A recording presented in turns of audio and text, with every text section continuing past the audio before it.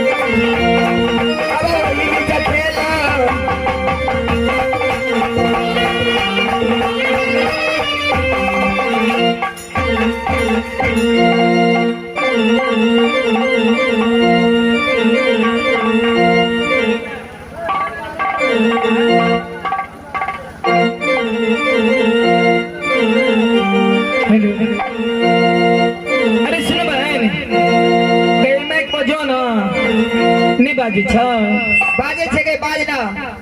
हे बहन बोला अपने सब सखी कहाँ के रह वाली छी की नाम है छी काम कौन करी छी के सुना भाई बहन सुन है बहन सब सखी में से बड़ तुहा छ तुहा के सुनावा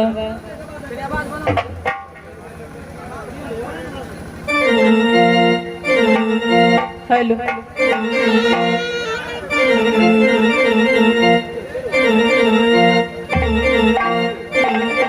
की बाजले बहन हमने सुन लिया सुन है बहन सब सखी में से बड़ तुहा छ तुहा के सुनावा यानी तोरा कोनो मालूम नहीं छा हमरा मालूम हम तोरे पूछतिया लो बहन तोरा मालूम छा की कहलिए है बहन अपने सब सखी कहाँ के रह वाली छी की नाम है छी नित्य दिन काम कौन करे छी से की सुना बरे बहन सुना है बहन सबसे बड़ी तू ही छे बहन तू ही के सुनावा ए सपना जी हेलो हेलो छी हेलो ए सपना जी हाँ भैया जी ये मोटके छोरी कता के होय मोटकी ई चनीपुर के छिए नेपाल के हाँ नेपाल का हाँ यो एसएसबी कैंप पर नहीं बा सही बड़ भारी एसएसबी कैंप हो जा ओते घर जगह ए छोरी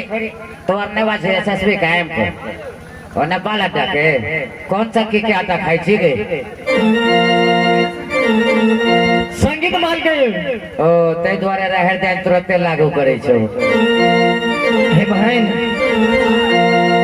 तोरा तो मालूम है जे अपने सत्य की कहाँ के रह वाली छी की नाम है कई की सुनावे बहन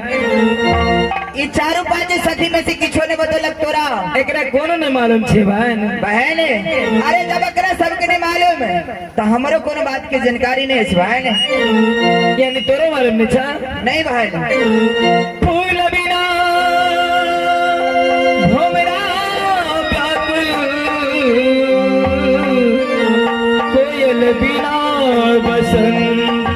हम छी व्याकुल पति बिना जानत है भगवान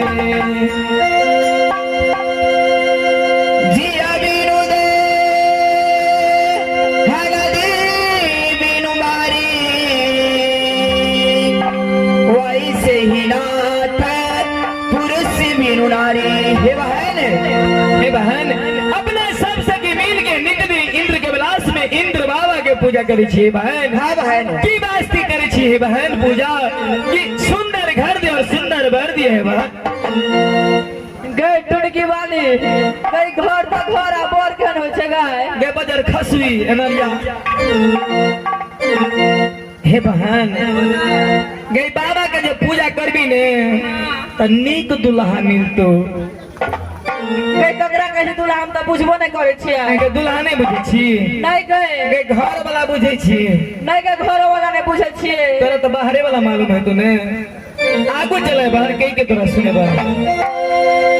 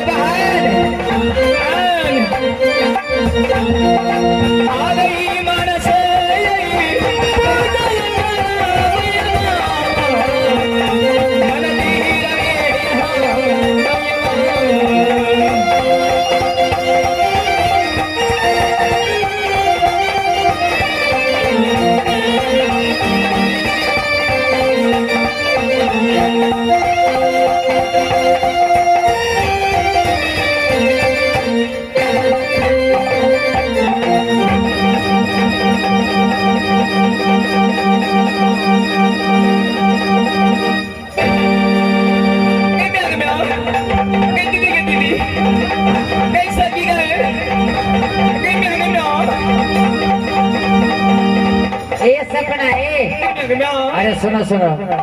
तुम लोग काहे करार चका दिए हो, क्या बात है? भैया अच्छा का बुझा लिया है नहीं, हमारे को सखी हरा गेली ओ एक सहेली खो गई है। बाबे बागुरिया रानी हरा गेली अरे सुनो सुनो, इस बरेल गांव में अपहरण न हो गया। भैया मुखिया जी की का पड़ता है अरे सुनो सुनो, हे सुन कहे छी आओ, की बाजो ई छोरी थाक गेली त आई जा बैठ गेलो।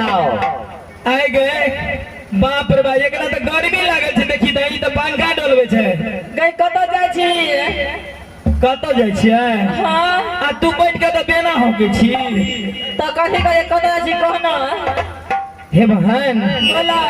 तोरा मालूम नहीं छे जे सब सखी मिल के जाय छै बाबा ला। गई हमने जो बाबा तो वालो आए गए की गई बाबा त बाबा ताबा के न छै गए। गई तो कहे छी हमने जो बाबा तो वालो हे बहन की बाबा के जब पूजा करब हाँ त बड़ निक दुल्हा है तो कहलियो ने। नहीं करते कि नगरा लुहा मिलता है के मोटकी गे की कहै छी बाज ने? हमरा चले चले ते बड़े गांव में टांग दुखा गेलो। टांग दिखा गेला पहले- गे चाली पुरवाली कनी सेवा कर देता। पहले सेवा कर तब जेबो। गई में हे बहन की अरे थोड़बे तो रच बाबा के मंदिर चलो बाबा के पूजा कराबे, बाबा से सब सखी वरदान मांगब, एक के बाद बाबा जी आदेश करत कोई बाबा के आदेश के पालन कर सब बहन मिल के। ठीक से बहन चला जल्दी से चलियो है बहिना आगे बाबा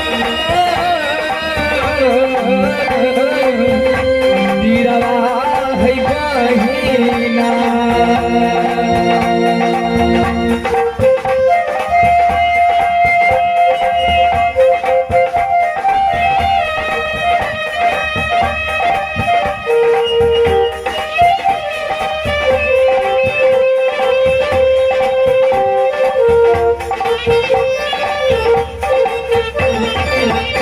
से बहिना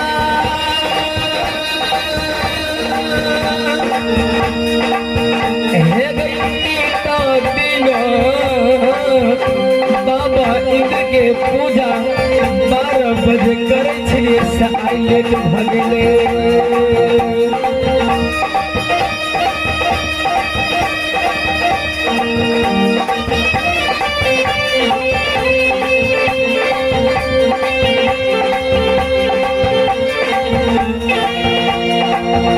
देखियो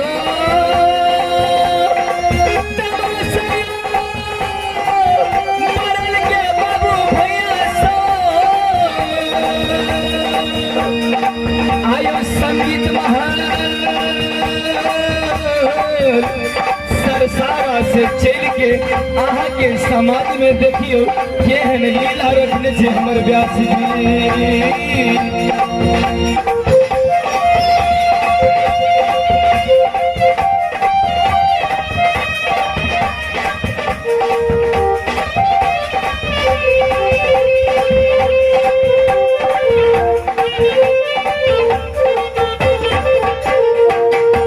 से बहिना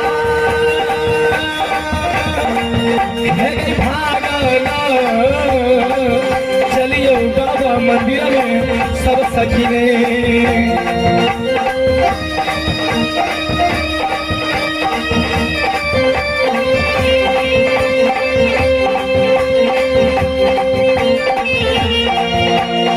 के दिन बनी